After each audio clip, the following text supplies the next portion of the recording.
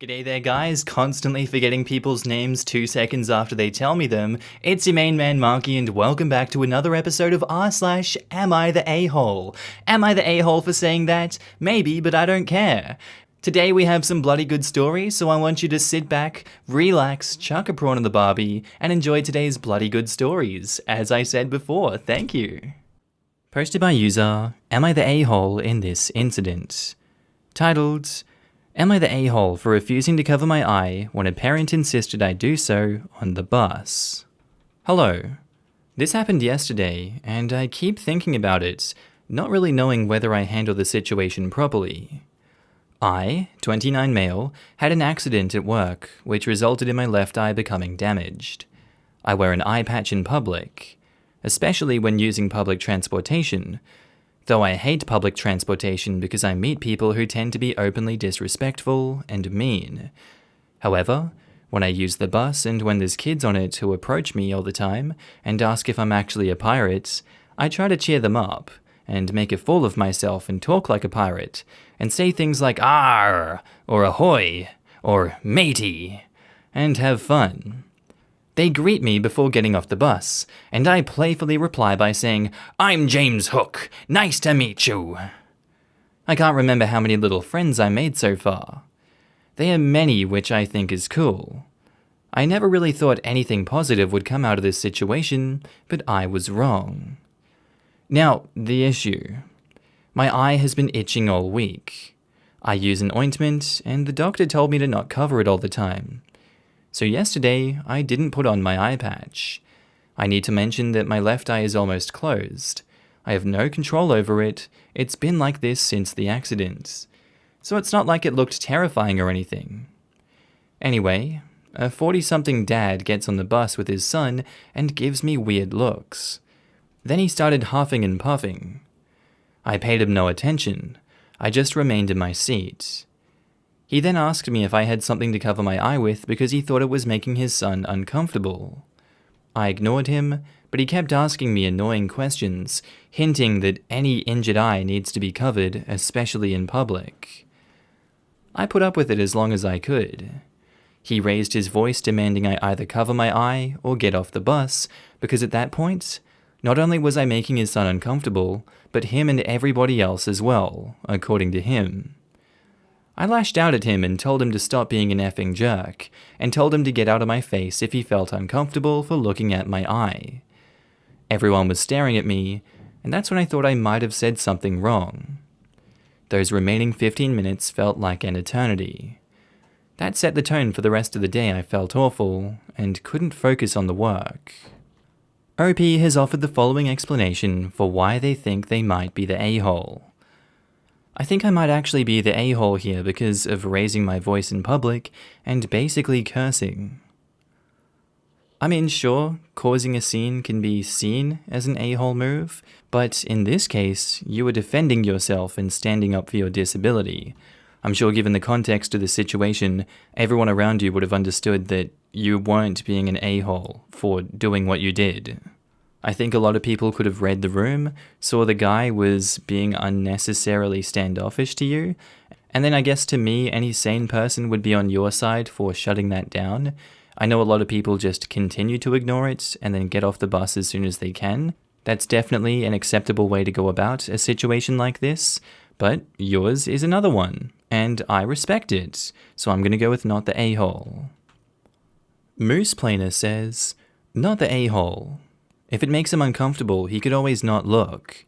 The entitlement of some people, I swear. I think people were quiet because they were uncomfortable with the interaction and too polite to confront him. Anyone else uncomfortable with your eye had the good sense to let you live your life and just look elsewhere. Agreed. Piggybacking on the top comment to say practice saying, "Please stop harassing me, please don't harass me just because I look different from you. Please stop harassing me because I have a disability." Stay calm and let him make an ass of himself. Pointing out that he's harassing you just because you look different will hopefully get more people to stand up with you instead of awkwardly avoiding the situation. Toxic Dollhouse says, not the a-hole. It's disgusting that he would even think that harassing someone about their injury and disability at all, especially in public, is a good thing to teach his kid. My opinion is he should have been kicked off the bus. I'm sorry that no one stood up for you because I would've. It's so easy to teach kids too, and it makes them better adults. We had a kid who was in 3rd grade who had been in a horrific car accident. He was burned all over his body and lost body parts, and his face was a mess. The teachers all sat us down and talked about it, and it took us like 3 hours to get over it, and then we were good. Halfway through the year, another burn patient kid came, and we all barely noticed.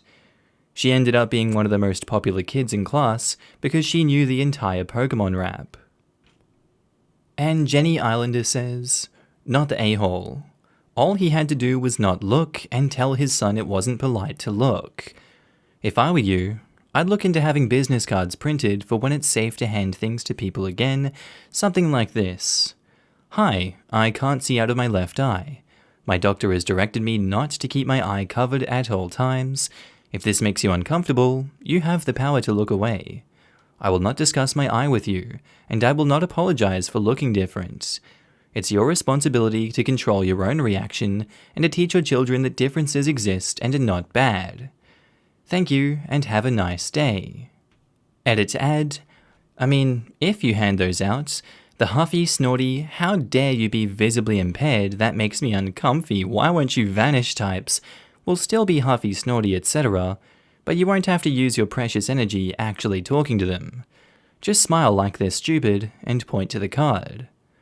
I have significant visible differences that have led to young jerks surreptitiously taking my photo at least once. I haven't yet gotten to the point of making cards, but I daydream about it. Posted by user ThrowRA titled, "Am I the a-hole for telling my coworker my partner is not her child's father?" So I'm 29 male. My partner is 25 male, and my coworker is about 22 female. My coworker, who I'll call Tiffany, is one of those likable but flaky people. She's nice, but she's a bit of an airhead. Tiffany got unexpectedly pregnant a year before we started working together, and the father is not involved. I know this because she tends to make vent posts on social media that are open to anyone who's following her. She posts a lot about issues with her kid because her kid has a disability. My partner loves kids. He's a social worker, and he raised his siblings growing up. I think his ideal family would be the Brady Bunch. I don't want kids, so we compromised by getting a dog. He saw one of her posts about 3 years ago and DM'd her, telling her that he's helped kids with her kid's disability and he'd be happy to give her some advice. Since then, he's been very involved with her and her kid's life. Pre-quarantine, he would go over all the time and help out, and stay on the phone with her when she was having a crisis. I never had any problem with it because her kid has a lot of issues, and I know Tiffany was drowning in it. I also want to say I've never been jealous at all, because although my partner also likes women, he's bisexual, he's just like this. Anyway, during quarantine, the relationship has started to annoy me more. Tiffany and her kid will FaceTime my partner while we're watching a movie so he can tell the kid a bedtime story. He'll tell me that he misses seeing Tiffany and the kid because they're like family to him. When we finally went back to work yesterday, Tiffany told me how much her child misses my partner and how all the things he's been doing for them have been really getting them through the hard times. I agree that what my partner was doing was nice, but then I told her that if the kid is missing him, the relationship is starting to get unhealthy. My partner is not your child's father, and he shouldn't be taking that place in their life. I told my partner, and he said I was being a dick. He said that the kid could only benefit from having a good male role model, and if the kid sees him as a father figure, there's nothing wrong with that. He also apologized to Tiffany. I don't really see where what I did was wrong. Creating boundaries is important. Am I the a-hole? And edit, I'm noticing a lot of confusion. So I'll say here, I'm a man, my partner is a bisexual man, and Tiffany is a woman. It's in the first line, but I think a lot of people are confused because I keep seeing her used in reference to me and people calling my partner gay. OP has offered the following explanation for why they think they might be the a-hole. I took a situation that semi-involved me into my own hands, and now my partner is upset. Yeah, I think that was a bit of a dick move on this one. I can see why you're getting a bit caught up in the moment for this one, and why it possibly is upsetting you. But if you have some more honest and open communication between the two people here, you will realize there's probably no foul play going on, and that they're really just doing it to help the kid. I mean, your partner has experience with it, and that's what they do. Why would this situation be any different? It kind of does seem like you're in your own head about this one, and you're taking it out on everyone else in the situation, instead of questioning, where is all this resentment coming from? Why do I feel this way? So for you not taking action on your own actions, I'm going to go with you're the a-hole, and please leave them alone. And in the comments, Bonnie Bluest says, "Yikes, this seems to be about way more than Tiffany and her kid. Your husband wants kids and you don't, so you compromised by getting a dog? If your husband wants kids, he's never going to stop wanting them, and it will probably lead to him resenting you. You guys aren't on the same page at all. Edit, forgot to add a judgment. At this point, I'd say you're the a-hole. Here's the thing. A compromise for someone who wants a lot of children is not dogs. He wants children, you don't. He's getting fulfilled from Tiffany and her kid, not with you and your dog. I don't see your relationship lasting. Look long and deep at this. You're the a-hole." Yeah, I predict that OP's partner will end up as Tiffany's husband. If that is the case, then certainly the partner is also the a-hole. I get that compromising on a dog does not really work in this case, but they should have communicated about it as adults. Even if you're unhappy in a relationship, setting up your new family while still together with someone else is crappy behavior. It's possible he doesn't realize he's doing it, but you're right. Yeah, but realizing it or not, what he's doing crosses boundaries, so I'd still say he's an a-hole. And while I sense OP's partner may want to be with Tiffany, I question whether he'd be in that relationship for her or for the kid. I'd say everyone sucks here, and this is just an all-around lose-lose for everyone at the moment. Not the a-hole for wanting boundaries, but I have a feeling your relationship is going to fail. Your partner wants kids, and having a dog is not going to fix that. The fact that he is so easily getting attached to someone else's kid is a sign that he's not going to be happy with a childless relationship for the rest of his life. It baffles me how couples can disagree on something as huge as having children and still think the relationship will work. If you want a stable relationship, you need to agree on 3 things: money, sex, and kids. You two need to sit down and have a long talk. Just jumping in to say, I don't think that's necessarily true. A lot of child-free people form affectionate bonds with other people's children, either relatives, friends, or as in this case, kids in need of care that they're in a position to provide. It doesn't necessarily indicate dissatisfaction with their childlessness. But OP said himself his significant other would love to have his own Brady Bunch. It's different when they're your own kids versus someone else's. He clearly wants his own children.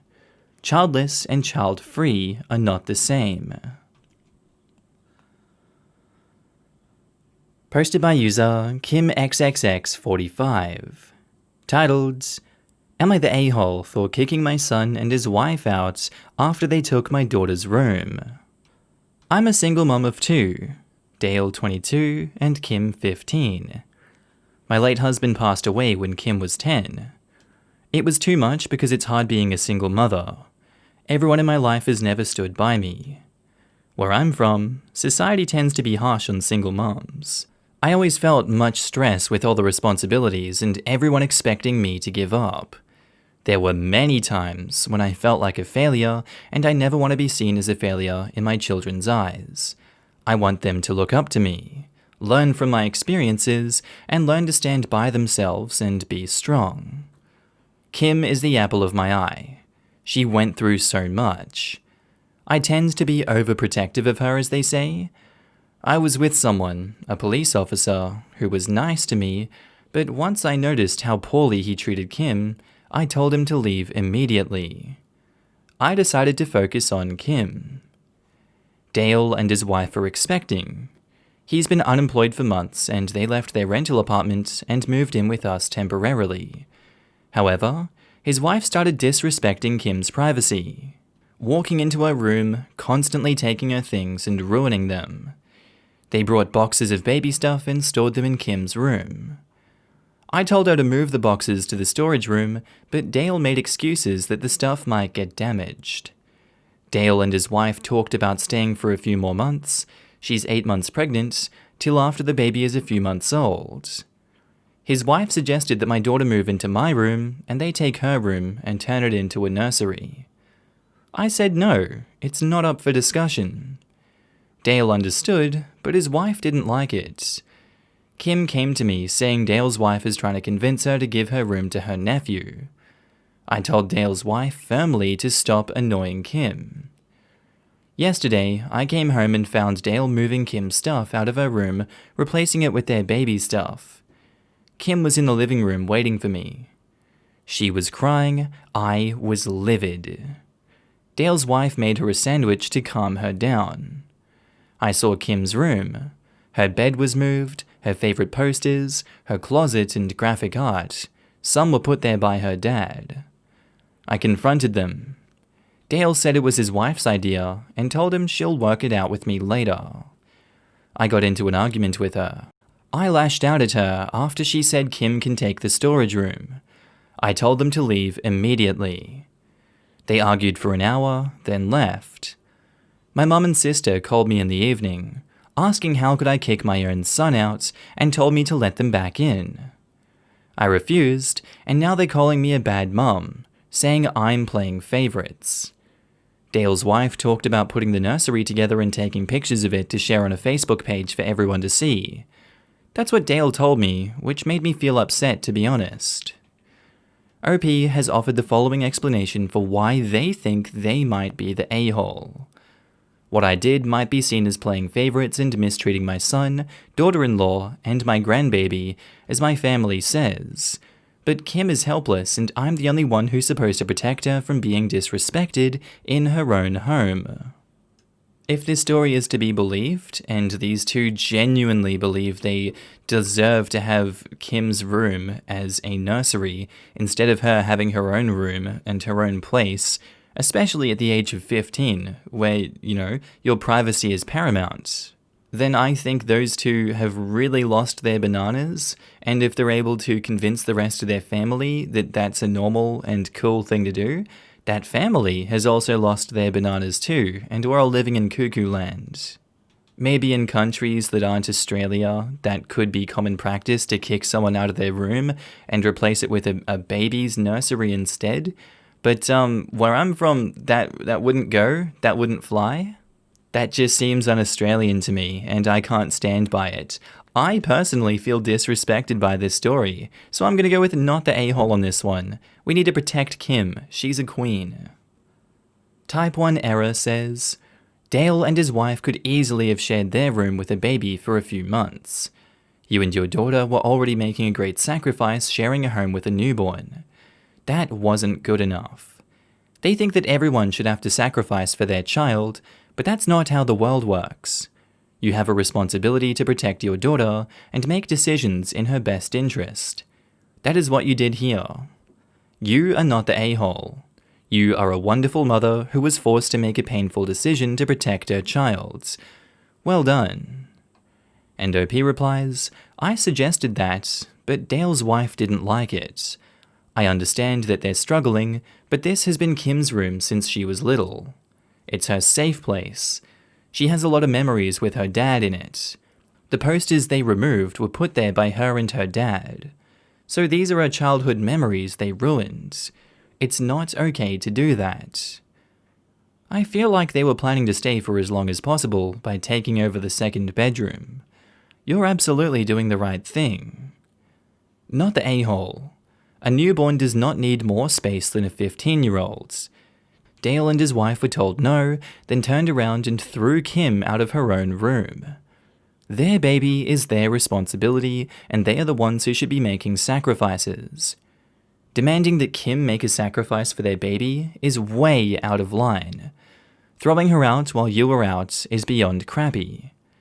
Tell these relatives that they can feel free to move them in and give up their own bedrooms and move into a storage room for this baby.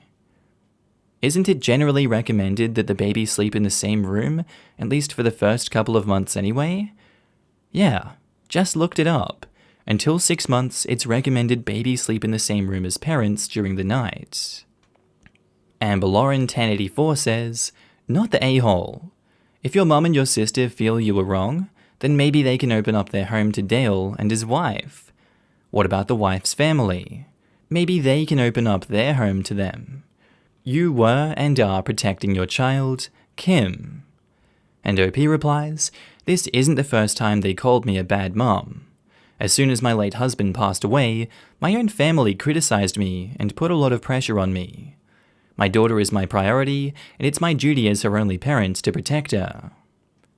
Not the a-hole, but do be careful of how much overprotecting you're planning to do.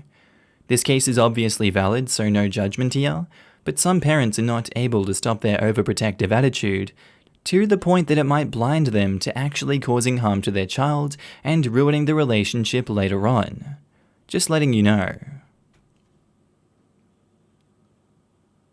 Posted by user Commercial Law 864, titled, "Am I the a-hole for refusing to take down negative school reviews?" So my son and my daughter were relentlessly bullied at their high school, and we moved, for that and employment reasons. I wrote some really negative reviews about the school on Google, and just about every website you can write reviews about schools on. I wrote the names of the incompetent teachers, faculty, and exactly why they're crap, and why nobody should send their kids there. Well, the school vice principal contacted me, asking me nicely to take down the reviews. I heard from my friend who has their kid there still that the reviews have actually persuaded some people to send their kid to the Catholic school down the street instead. I told the vice principal to go to hell and to F off. He then sent me another letter, basically threatening me with legal action, saying it was defamation and such. I responded back with, "F off and leave me alone. Why don't you stop the bullying issue at your school instead of trying to bully me, fudging idiotes? If you solved these bullies' issues, you wouldn't have such bad reviews." And other parents seemed inspired to write negative reviews as well. Well, at the PTO meeting, I was mentioned, and they said I was a devil ruining their kids' education and such, as an increase in students could result in less funding. I doubt my impact was that drastic, but the PTO seems to think it will be. The vice principal and other school admin have tried contacting my husband doing the same thing, saying he may be more reasonable than me. My husband ignored them. OP has offered the following explanation for why they think they might be the a-hole. "Perhaps I was unnecessarily hostile to school adults who were just trying to look out for the interests of the school and could have been more civil." It seems the issue of stopping bullying at schools is one that's just going to keep going on forever and ever. And I think that you writing the negative reviews and getting them to address the problem and getting people to pull their kids out of the school was, in my opinion, a positive move forward. It's not defamation if it's true, and it absolutely deserves to be up there, and it deserves to persuade the public not to support the school if they're not going to do anything about the bullying. Bullying is a serious issue, it exists and it will continue to exist, but stamping it out at the source is how I believe we get this done. And keeping our kids away from schools that enable that behavior is another step to getting rid of it. Or at least not having it affect your kids and having a negative effect on their lives and mental healths. Screw the principal, screw everyone that says you're a devil ruining their kids' education and such. They deserve the less funding if they're not going to deal with the issue. Get rid of the vice principal and the principal if they don't want to deal with this issue. That's just sad, and it seems they put money above their kids. I'm going with not the a-hole. King Poop 1045 says, not the a-hole. School has a problem. You points out the problem. School, instead of fixing the problem, they want to sue you. Huh. Merkenstock says, I'm also the kind of person who would edit my review to add in the school's attempts at bullying me to remove my review. Not the a-hole. I'd be speaking with a lawyer and getting a cease and desist letter sent to the school. Sounds like you also need to update the reviews about being bullied and threatened with legal action by the school. Sounds like bullying is rife throughout the school, from students through to the vice principal and now the PTO. You wrote the truth, and parents had the right to know whether bullying is occurring and being brushed aside at the school. Agreed, not the a-hole. It might just be worth checking your own legal position though. Make sure that you keep any correspondence and note/screenshot other bad reviews and their authors. And One Catch says, not the a-hole for the reviews. You're the a-hole for your ridiculously aggressive replies. Responding in such a fashion basically guarantees that they won't actually address the root cause of it, and it actually gives them ammunition to characterize you as a lunatic, disaffected parent, rather than someone with legitimate grievance. If this were to go to court, those messages would go against you, and although you'd have a solid case, it would just make things more difficult for your defense. You think any other replies will help? These are the sorts of people who will tell you that you need to feel sorry for the bully because they come from a broken home or similar bullcrap, despite that bully physically assaulting their classmates. The sort who support teachers convincing a 6-year-old that boys never ever cry, even when they're in extreme pain. The sort who put one student's disabilities before another's with no way to compromise, because the favoured student's parents are heavily involved in the school. The sort who, when a student is on a school camp, refuses to allow the student to carry their own medication, and who also refuse to provide that medication when the student asks for it. Oh, and convince that student to stay on the camp, when they are at the early stages of pneumonia, only to have that student go off in an ambulance on their own the next day, with no way to know where the student is. Yeah, all of that was me. And you know what? We tried being nice. It was ignored. We tried pushing hard, and it was ignored. The only way to get this crap fixed is to go hard, and based on what OP is saying, it seems to be working. Not the a-hole OP. Not by a long shot.